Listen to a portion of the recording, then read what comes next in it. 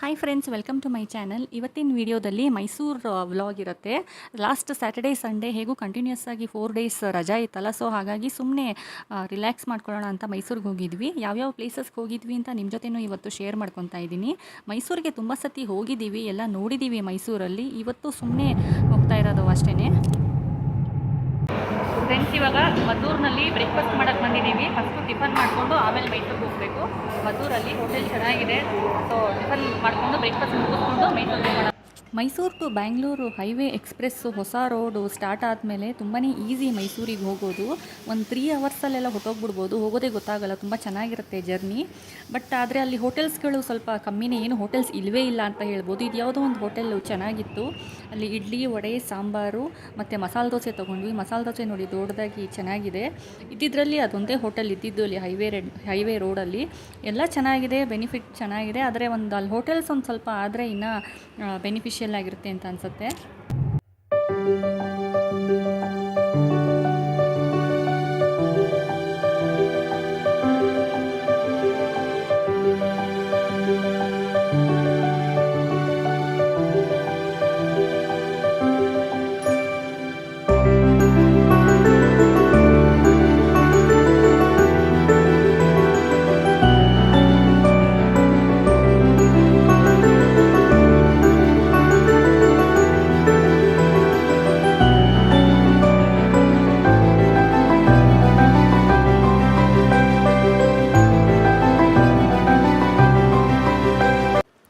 ಮೊದಲಿಗೆ ವೇಣುಗೋಪಾಲ ಸ್ವಾಮಿ ದೇವಸ್ಥಾನ ನೋಡೋಣ ಅಂತ ಬಂದಿದ್ದೀವಿ.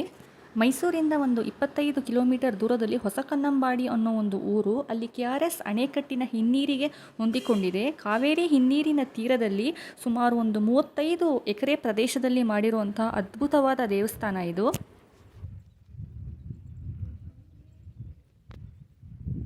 ಇಲ್ಲಿ ಗ್ರೀನ್ ಕಲರ್ ಈ ಮ್ಯಾಟ್ ಹಾಕಿರೋದ್ರಿಂದ ನಿಜವಾಗ್ಲೂ ಕಾಲು ತುಂಬ ಸುಡ್ತಾ ಇತ್ತು. ಇದ್ರ ಮೇಲೆ ಪರವಾಗಿಲ್ಲ, ಸ್ವಲ್ಪ ಬೆಟರ್ ಇವಾಗ.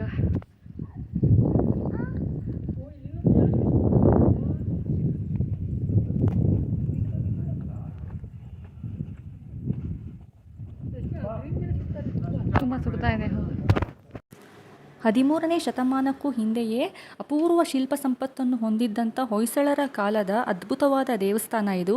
KRS ಹಿನ್ನೀರಿನಲ್ಲಿ ಇದು ಮುಳುಗಿ ಹೋಗಿತ್ತು. ಸುಮಾರು 70 ವರ್ಷಗಳ ಕಾಲ ಕಾವೇರಿ ನದಿನಲ್ಲಿ ಮುಳುಗಿ ಹೋಗಿತ್ತು.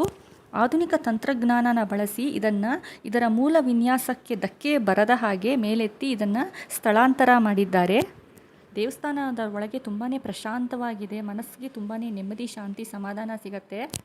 ನಾವು ಹೋಗಿದ್ದು ಮಧ್ಯಾಹ್ನ 12 ಗಂಟೆ 1 ಗಂಟೆ ಆ ಟೈಮಲ್ಲಿ. ತುಂಬ ಬಿಸಿಲಿತ್ತು. ಸಾಯಂಕಾಲ ಸನ್ಸೆಟ್ ಟೈಮಲ್ಲಿ ಹೋದರೆ ಇನ್ನೂ ಅದ್ಭುತವಾಗಿರುತ್ತೆ.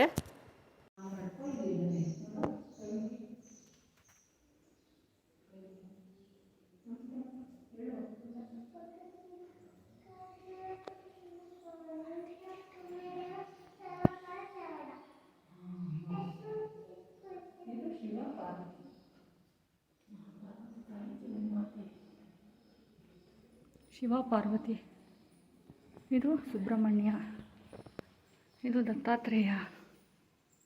ಸಖತ್ತಾಗಿದೆ. ಆದಿಲಕ್ಷ್ಮಿ ದೇವ್ರ ವಿಗ್ರಹನೂ ತುಂಬ ಚೆನ್ನಾಗಿದೆ. ಇಲ್ಲಿ ಬಂದು ಅಷ್ಟಲಕ್ಷ್ಮಿಯರು, 7 ನದಿಗಳು, 7 ಋಷಿಗಳು ಮತ್ತು ನವಗ್ರಹಗಳು, ಗಣೇಶ ದೇವರು, ಆಂಜನೇಯ, ಶಿವ, ಪಾರ್ವತಿ ಎಲ್ಲ ಸೇರಿ ಸುಮಾರು ಒಂದು 46 ವಿಗ್ರಹಗಳಿದೆ ಈ ದೇವಸ್ಥಾನದಲ್ಲಿ.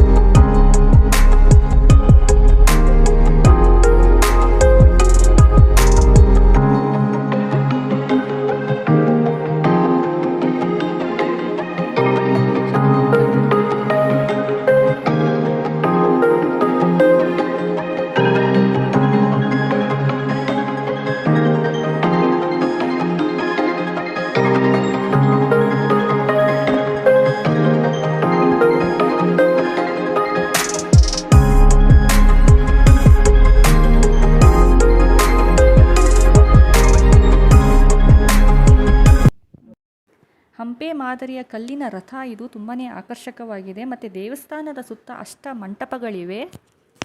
ದೇವಸ್ಥಾನದ ಸುತ್ತ 3 ಕಡೆ ಕಾವೇರಿ ನದಿ ನೀರು ಹರಿತಾ ಇರೋದು ನೀವು ಕಾಣ್ಬೋದು. ಇದು ಬೆಸ್ಟ್ ಟೈಮು ಹೋಗಬೇಕು ಅಂತಂದರೆ ಬೆಳಗ್ಗೆ ಸನ್ರೈಸ್ಗೆ ಮುಂಚೆ ಮತ್ತು ಸಾಯಂಕಾಲ ಸನ್ಸೆಟ್ ಟೈಮ್ನಲ್ಲಿ ಇನ್ನೂ ಅದ್ಭುತವಾಗಿರುತ್ತೆ. ತುಂಬಾ ಕ್ಲೀನಾಗಿ ಚೆನ್ನಾಗಿ ಮೇಂಟೈನ್ ಮಾಡಿದ್ದಾರೆ. ನಾವು ಹೋಗಿದ್ದು ಮಧ್ಯಾಹ್ನ ಟೈಮು, ತುಂಬ ಬಿಸಿಲಿದ್ದಿದ್ರಿಂದನೋ ಏನೋ ಸ್ವಲ್ಪ ಜನ ಕಮ್ಮಿ ಇದ್ದರು. ತುಂಬ ಕಾಲು ಸುಡ್ತಾ ಇತ್ತು, ಇಲ್ಲೆಲ್ಲ ನಿಂತ್ಕೊಳ್ಳೋಕ್ಕೂ ಕೂಡ ಆಗ್ತಾ ಇರಲಿಲ್ಲ.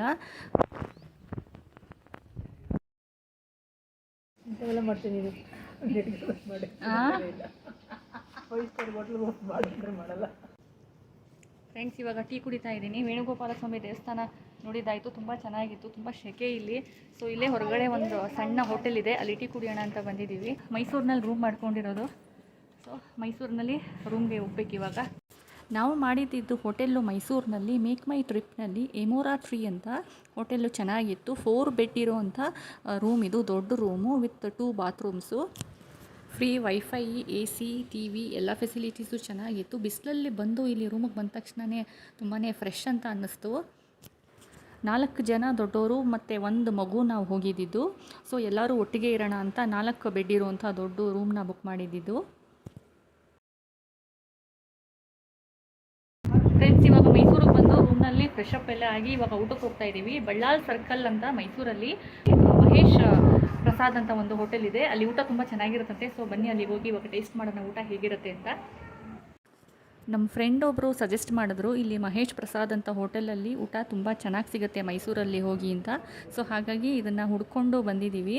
ಇದು ಹಳೇ ಹೋಟೆಲ್, ಇದು ಹೊಸದೇನಿಲ್ಲ. ಆ್ಯಂಬಿಯನ್ಸ್ ಎಲ್ಲ ಹಳೇ ಟೈಪೇ ಇದೆ, ತುಂಬ ಚಿಕ್ಕದು ಕೂಡ. ಆದ್ರೂ ಊಟ ತುಂಬ ಹೈಜಿನಿಕ್ಕಾಗಿ ಕ್ಲೀನಾಗಿ ಚೆನ್ನಾಗಿತ್ತು. ಇವತ್ತು ನಾವು ಬಂದಿದ್ದ ದಿನ ಇಲ್ಲಿ ಸ್ವೀಟು, ಸ್ಪೆಷಲ್ ಸ್ವೀಟ್ ಬಂದು ಚಂದ್ರಹಾರ ಸ್ವೀಟು, ಅದನ್ನು ರೆಡಿ ಮಾಡ್ತಾ ಇದ್ದಾರೆ ಇಲ್ಲಿ.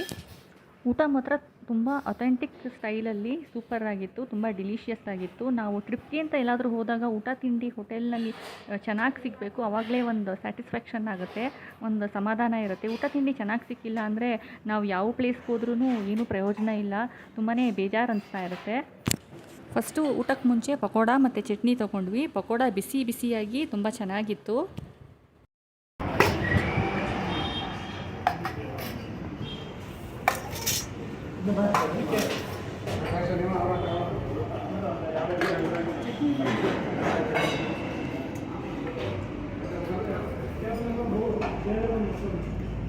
ಏನೇನು ಕೊಟ್ಟಿದ್ದಾರೆ? ಒಂದು ಚಪಾತಿ, ಕೋಸಿನ ಪಲ್ಯ, ಸಾಂಬಾರು, ರಸಮ್ಮು, ಒಂದು ಸಾಗು, ಮೊಸರು ಫಸ್ಟ್ ಕೊಟ್ಟಿದ್ದಾರೆ, ಮತ್ತು ಒಂದು ಪಾಯಸ, ಪಿಕಲ್ಸ್ ಜೊತೆಗೆ. ಇದು ಹೆಸರುಬೇಳೆ ಪಾಯಸ ಅಲ್ಲ, ಇದು ಹೀರೆಕಾಯಿ ಸಾಂಬಾರು, ಇದು ರಸಮ್ಮು, ಹೀರೆಕಾಯಿ ಸಾಂಬಾರು, ರಸಮ್ಮು. ಇಲ್ಲೇನೋ ಒಂದು ಸಾಗು ಕೊಟ್ಟಿದ್ದಾರೆ, ಚಿಕ್ಕಾಗಿದೆ. ತರಕಾರಿ ಸಾಗು ಅಥವಾ ಕೂಟ್ ಥರ ಇದೆ. ಚಪಾತಿ ಮತ್ತು ಕೋಸಿನ ಪಲ್ಯ, ಜೊತೆಗೆ ರೈಸ್ ಕೂಡ ಕೊಟ್ಟಿದ್ದಾರೆ. ಊಟ ತುಂಬ ಚೆನ್ನಾಗಿತ್ತು. ಸೊ ಊಟ ಮಾಡಿಕೊಂಡು ಮತ್ತೆ ರೂಮಿಗೆ ಹೋಗಿ 1-2 ಅವರ್ಸ್ ರೆಸ್ಟ್ ಮಾಡಿ ಸಾಯಂಕಾಲ 4:30 ಅಷ್ಟೊತ್ತಿಗೆ ನಾವು ಚಾಮುಂಡಿ ಬೆಟ್ಟಕ್ಕೆ ಹೋಗ್ತಾ ಇದ್ದೀವಿ. 6 ಅಥವಾ 6:30 ಅಷ್ಟೊತ್ತಿಗೆ ಮುಚ್ಚಿಬಿಡ್ತಾರೆ ಅಂತ ಹೇಳಿದ್ರು. ಹಾಗಾಗಿ ಬೇಗ ದರ್ಶನ ಮಾಡ್ಕೊಂಡು ಬಂದ್ಬಿಡೋಣ ಅಂತ ಹೋಗ್ತಾ ಇದ್ದೀವಿ.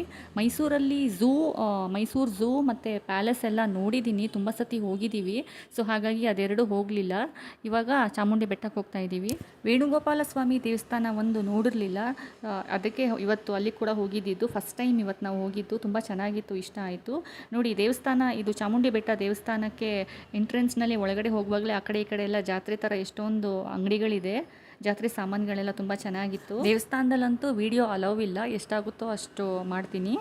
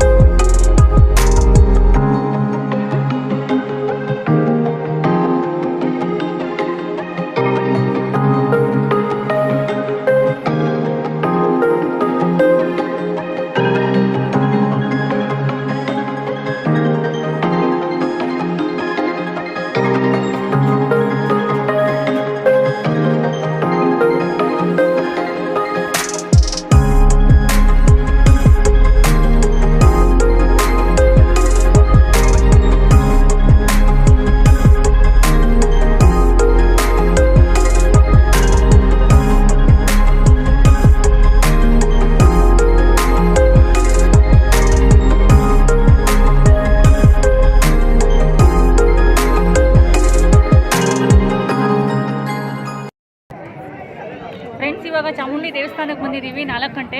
ಇವಾಗ ತಾನೇ ಜಸ್ಟ್ ದರ್ಶನ ಆಯಿತು, ದೇವ್ರ ದರ್ಶನ ಚೆನ್ನಾಗಾಯಿತು. ಇವಾಗ ರೂಮಿಗೆ ಹೋಗಬೇಕು. 6 o'clockಗೆ ಕ್ಲೋಸ್ ಮಾಡಿಬಿಡ್ತಾರೆ, ಮತ್ತು 7:30ಗೆ ಓಪನ್ ಆಗುತ್ತೆ ಅಂತ ಹೇಳಿದ್ರು. ಸೊ ಅದಕ್ಕೆ ಬೇಗನೆ ಬಂದು 4 ಗಂಟೆಗೆ ದೇವ್ರ ದರ್ಶನ ಮಾಡ್ಕೊಂಡು ಇವಾಗ ರೂಮ್ಗೆ ಹೋಗ್ತಾ ಇದ್ದೀವಿ. Hi friends, good morning. ರಾತ್ರಿ ತುಂಬ ಸುಸ್ತಾಗೋಗಿತ್ತು, ಸೊ ಮಲ್ಕೊಂಡ್ಬಿಟ್ವಿ. ಬೆಳಗ್ಗೆ ಎದ್ದು ಇವಾಗ ಸ್ನಾನ ಮಾಡಿಕೊಂಡು ಬ್ರೇಕ್ಫಾಸ್ಟ್ಗೆ ಅಂತ ಹೋಗ್ತಾ ಇದ್ದೀನಿ. ಇಲ್ಲೇ ಹೋಟೆಲಲ್ಲೇ ಕಾಂಪ್ಲಿಮೆಂಟ್ರಿ ಬ್ರೇಕ್ಫಾಸ್ಟ್ ಇದೆ, ಬ್ರೇಕ್ಫಾಸ್ಟ್ ಮಾಡೋಣ. ಬ್ರೇಕ್ಫಾಸ್ಟ್ ಮುಗಿಸ್ಕೊಂಡು ಬೇರೆ ಎಲ್ಲೂ ಹೋಗಲ್ಲ. ಈಗ ನಿನ್ನೆನೇ ಎಲ್ಲ ಮುಗಿದಿದೆ, ಸೊ ಡೈರೆಕ್ಟ್ ಬ್ಯಾಂಗ್ಳೂರ್ಗೆ ಹೋಗಬೇಕು.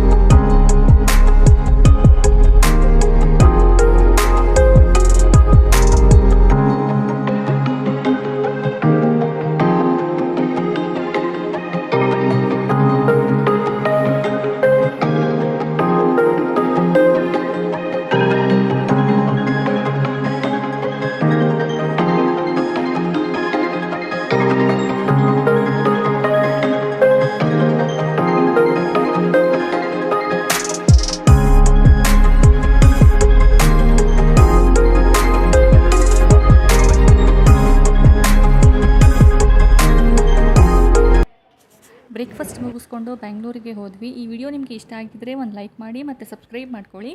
Thank you so much for watching.